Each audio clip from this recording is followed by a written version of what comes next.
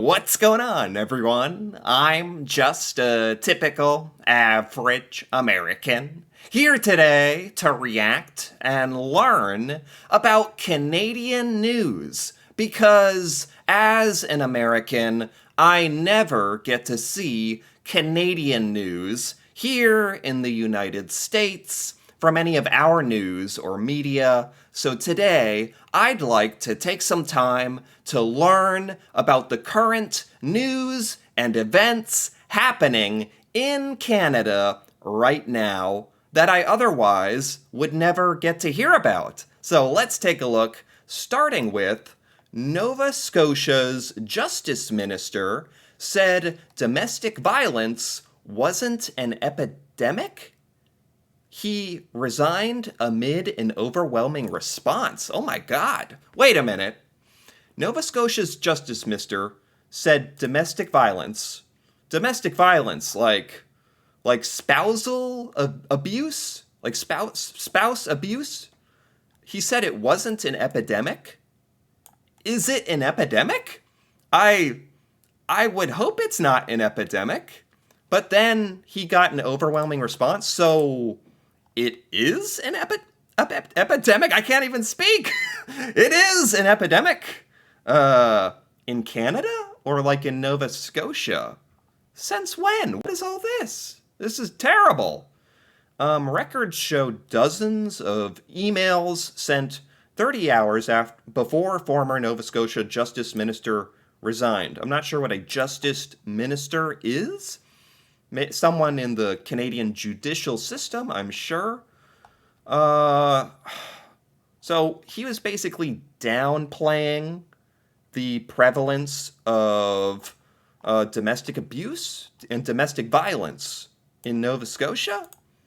I didn't know that it was such a epidemic, such a big deal, so common. Is there any more information on this? I know I upset and hurt people. I called and I apologized. I didn't like the wording of using the word epidemic. Right. I mean, epidemic is a very strong word. I'm sure there's domestic violence that occurs in Nova Scotia, like anywhere in the world, and it's a horrible thing. Now, I'm just curious about how big of a problem is this? Because if the response was critical, that means this is an epidemic? I don't know. I kind of want to know more about that. Ontario teen dies in hospital days after being stabbed in the latest case of intimate partner violence. This is literally related. Like, it is. It's a different article, but it's the same topic. This is a perfect example of domestic abuse. I mean, this ended in a murder. This teen died after being stabbed. They called it intimate partner violence. Spouse abuse. It is abusing your spouse to murder them. That, I think we can all agree on that. A 17-year-old girl has died in hospital 2 days after she was stabbed in an incident that involved domestic violence call. This was in London, Ontario. There's a London, Ontario? The girl has been identified by police as Brianna Broadfoot. This is so sad. And it's just so interesting how it kind of completely, I don't know, it completely addresses the topic of the first article. So now I really am wondering, is domestic violence like a huge problem in Canada? Is it more common than here in the United States? Like, this is an interesting start to this week in Canadian news, I'll say that. Nuisance beavers relocated, put to work in dried up watershed in British Columbia. What? This is classic Canadian news today. Classic. Not the domestic violence thing. That's not classic. No one associates that with Canada. That's kind of why I'm shocked. This, beavers. Beavers in the Canadian news, they were put to work. You're putting the beavers to work? Beavers named Thor and Edda were moved as part of a project using beavers to restore wetlands. They're putting the beavers to work in Canada? Are they getting paid? Are they getting workers' comp? Can they make a union? A pair of beavers were causing flooding, damaging trees, have had their talents redirected elsewhere. A nearby dried up watershed? No way. They actually scooped up these two beavers. They have names and moved them to take care of beaver duties elsewhere.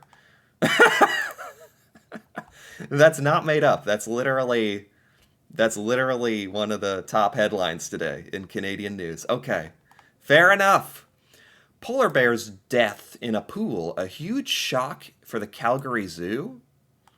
Oh my god.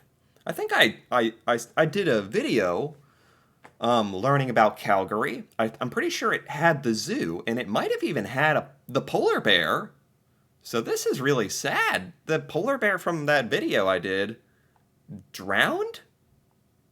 7-year-old Baffin did not resurface from the pool. Oh my god. This week is also starting off to a grim beginning in Canadian news. Jeez. The bear's death was sudden, and a necropsy will determine the cause of death. It was a huge shock. So it went under the water and never came up? Oh my god. Let's keep going here. Scroll down a little bit. Fake nurse pleads guilty to assaulting patients by IV injection? This is horrifying. But oddly, like, you can't turn away. Like, I need to know more. A fake nurse, someone pretending to be a nurse in British Columbia, gave patients IV injections. She was masquerading as a nurse, putting needles in hospital patients. That is unbelievable. That's terrifying. Bridget Clairot treated 1,000 patients at medical facilities in Victoria and Vancouver. Thousands? This says she's a registered nurse. It says fake nurse. This says she's a registered nurse. What? What? A fake nurse who treated 1,000 patients. She was never a certified nurse? Oh, wow. I understand now. Now I get it. She was working as a nurse. They thought she was a registered nurse. And during her duties, performing her nursing duties, she was just treating patients like normal, and in her daily activities, inserting IVs into patients. Not to hurt them. I thought this was some sick, weird, thing that she did to get her kicks. Sneak into hospitals and stick needles in people and then scurry off and run away. No. She worked there. She gave them IVs seemingly for their health. But since she wasn't a registered nurse, it's technically assault. Having just a person who's not a registered nurse give you an IV, even if it was she might have done it correctly even. Might have even helped people, but you can't do that. So weird. That is a weird one. Art or vandalism? Speaking of weird, tree carvings in Wetland, Ontario spark debate as police investigate. Tree carvings? Is this art or vandalism? I don't know. So they carved these faces into public trees, which I'm guessing you can't do that. That's public property, but it's art. So it's they're doing it for a public service, and it kind of looks cool, but you can't just, I don't know. It's true that you can't just go up to public property and do what you think is artistic operations to it. You can't just go up to town hall and draw a self-portrait on the side of the wall and be but it's art. It's no, it doesn't work that way. Would I want someone carving these faces into the side of my wall? Probably not. I'd be the faces are kind of cool, but get out of here. Quit that. So is it art or vandalism? It's both, but technically vandalism, in my opinion. Sometimes you want to make a public statement or whatever, and Like even vandalizing public property can be to make a artistic statement, but if everyone started doing that, it'd be a problem, you know? So it's like, where do you draw the line? I don't know. It's cool intention, but the faces are kind of scary. Okay, let's keep going. um, dozens of white horse pups parade for dog lovers' 90th birthday. Nice, cool.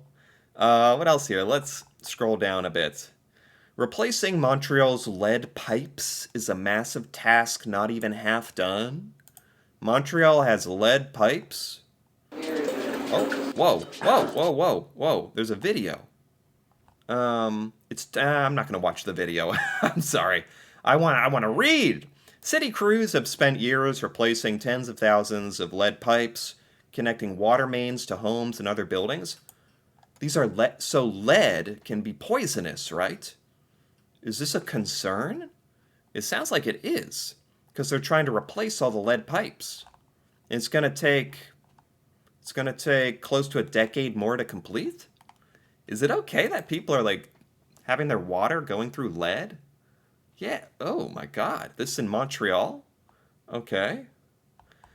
36-year-old driver's license mix-up, upending Ottawa man's life. He got his license, has been suspended due to a data entry error.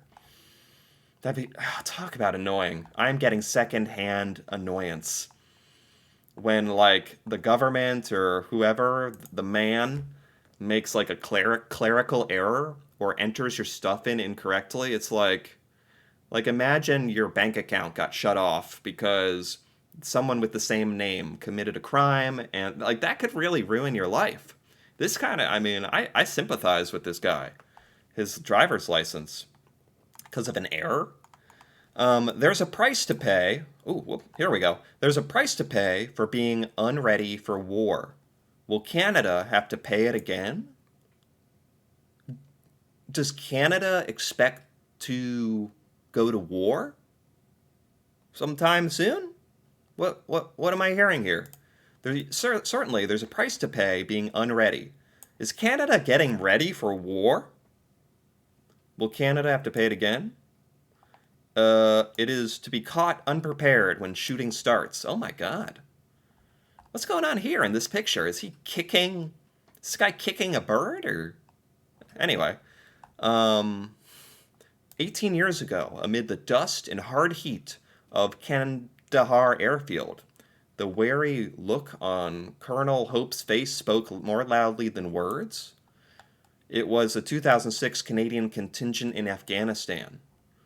So basically, this is saying it's better to be safe than sorry. Canada has to be ready for war. I mean, don't get me wrong. I understand that in this crazy world we're living in, things do seem more, I don't know, crazy or unpredictable than they have been, certainly in my lifetime. I don't know. Like, we had 9/11, I don't know, a long time ago, over 20 years ago now. That felt crazy. For the first thing in my lifetime that felt crazy was 9/11, September 11th. And now it's like pretty crazy in the United States. Like Trump just got shot in the ear. His ear will never be the same. But looking at that from a broader point of view, like a political candidate was almost assassinated. Like, things are getting weird. That's here in America. I don't know what the overall sentiment is like in Canada. I don't know. Just seeing this article, like talking about, hey, we might have to be ready for war. That's pretty striking. Like, that's pretty significant that that's in the Canadian news. That's what I'm saying. Oh, here we go. Canada braces for Trump 2.0. As the Trump 2.0, like a robot. As the former president takes the lead in the U.S. presidential race. Well, it's breaking news now. Very, very, very breaking news. That Joe Biden just dropped out of the presidential race.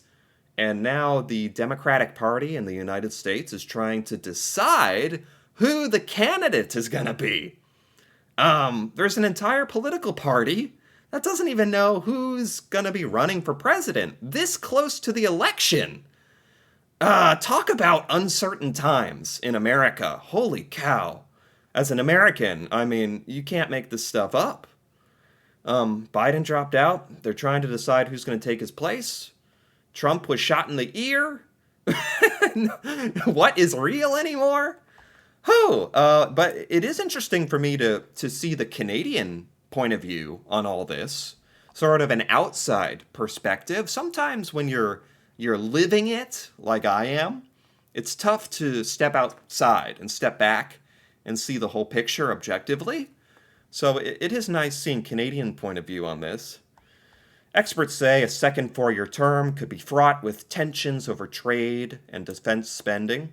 Oh, like tensions with trade with Canada and America? See, that'd be terrible. Polls suggest Donald Trump is in strong position to win back the presidency. Yeah, I think he's certainly still leading in the polls. It's just now we don't know who he's leading against because there's no other candidate. There's no opponent right now. It's very weird.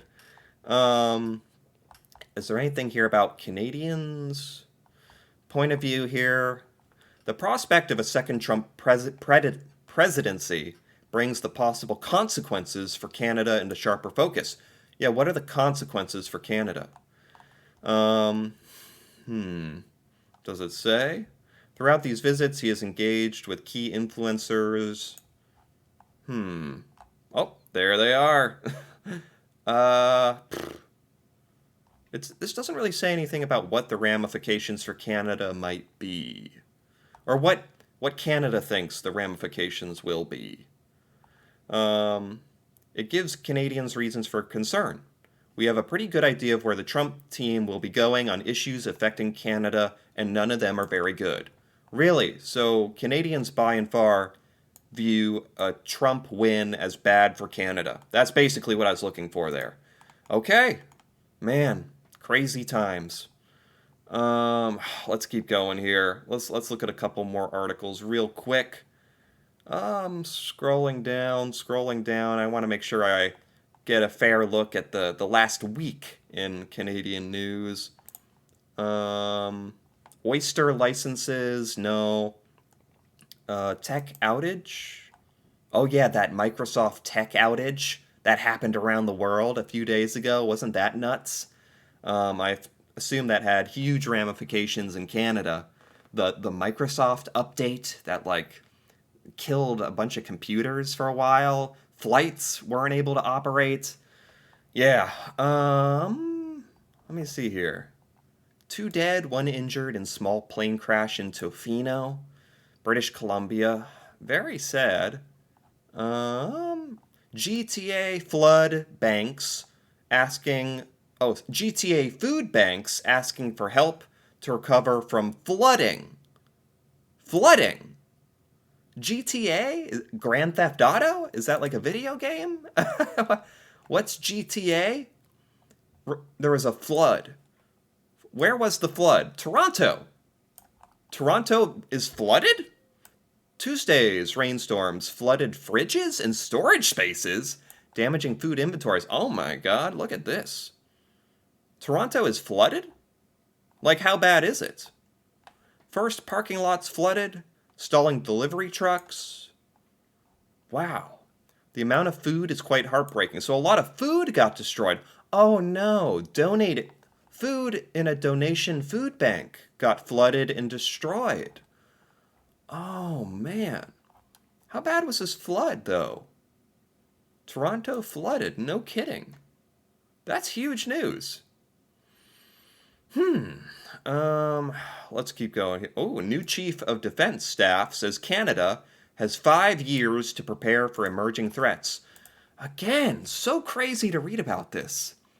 I don't know. I guess here in the United States, we do feel like we are so far away from everything happening in Russia, Ukraine, Israel, Palestine, I don't know, China, Taiwan, all this stuff feels like it's just in the other parts of the world, but that's a very silly mindset to be stuck in, a sense of false security. So I do appreciate these Canadian points of view of we should be ready because this is a crazy world these days.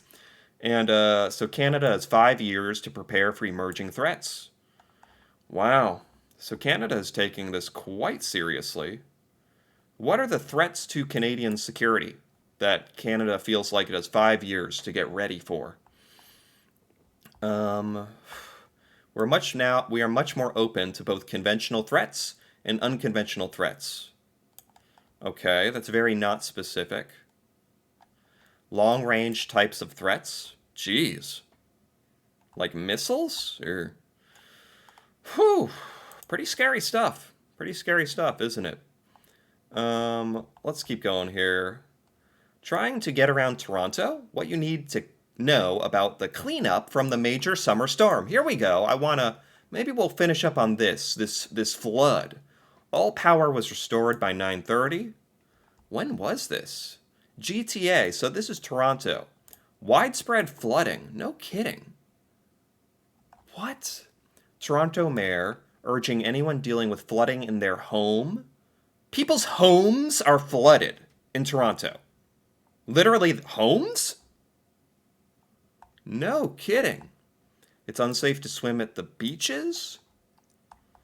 Commuter routes are running normally after a severe summer storm drenched the GTA, causing power outages and flooding. Wow. There are still some flooded roadways. There's flooded houses. Wow, wow, wow, wow. Trudeau thanking the first responders. Power was out. Holy cow. There's still traffic. Oh my God! Look at this! People's cars are underwater! Oh, that would be so terrible.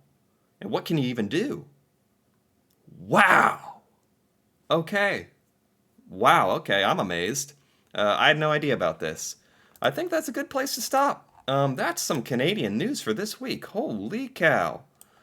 A lot of this news was not good news, but again, like I like to say, I still enjoy being on top of what's happening in Canada. I feel like I'm much more informed, whether that's good or bad.